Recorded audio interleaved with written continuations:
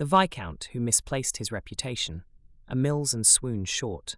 In the agreeable scandal factories of Georgian London, reputations were delicate objects, rather like porcelain teacups. One careless moment and they shattered upon the ground, echoing through the chattering classes the moment a delicious rumour appeared. Lord Alistair Hawthorne, Viscount Belmere, had misplaced his entirely. This was not, to be clear, an accident. The trouble began on a Tuesday, which is a particularly dangerous day for respectable men. Sundays encourage virtue, Mondays encourage work, but by Tuesday mischief begins creeping in through the hidden door of fresh hopes. On this particular Tuesday, the Viscount was discovered emerging from the conservatory at Lady Pembroke's garden party with Miss Eliza Fairley.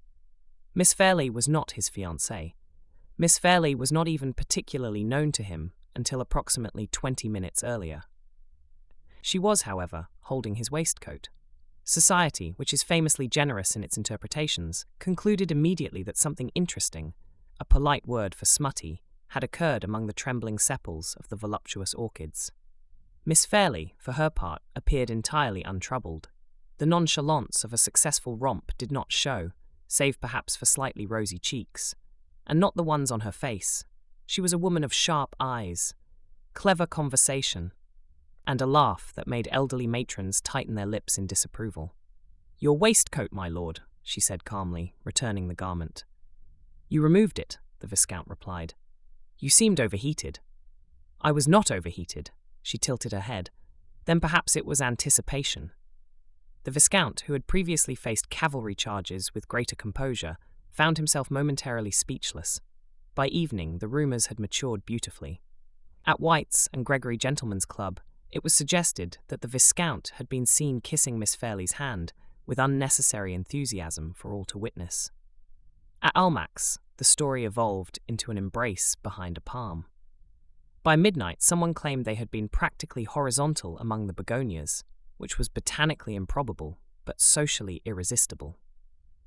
The Viscount, who had never been particularly careful with his reputation, discovered he rather enjoyed the situation, not least because Miss Fairley possessed certain strategically placed curves that had been imprinted permanently upon his brain, a most unforgettable image of garden delights.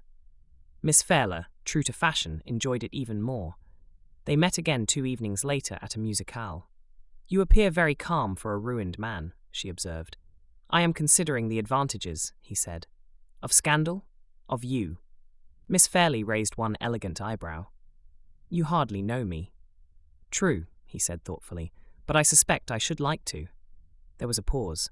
The orchestra began something delicate involving violins and a sighing choir. Miss Fairley leaned slightly closer. "My lord," she murmured, "if you think the rumours are entertaining now—" Her smile was slow and extremely unhelpful. "You should hear what people say after the second garden party." And Lord Belmere, who had mislaid many things in life, gloves, fortunes, occasionally horses, suddenly realized he had no intention whatsoever of recovering his reputation. Some losses, after all, were simply too enjoyable. And that, dear listener, is how Viscount Belmere lost his reputation and found considerably better company. 2026, Sania Della Mare, published by Tale Teller Club.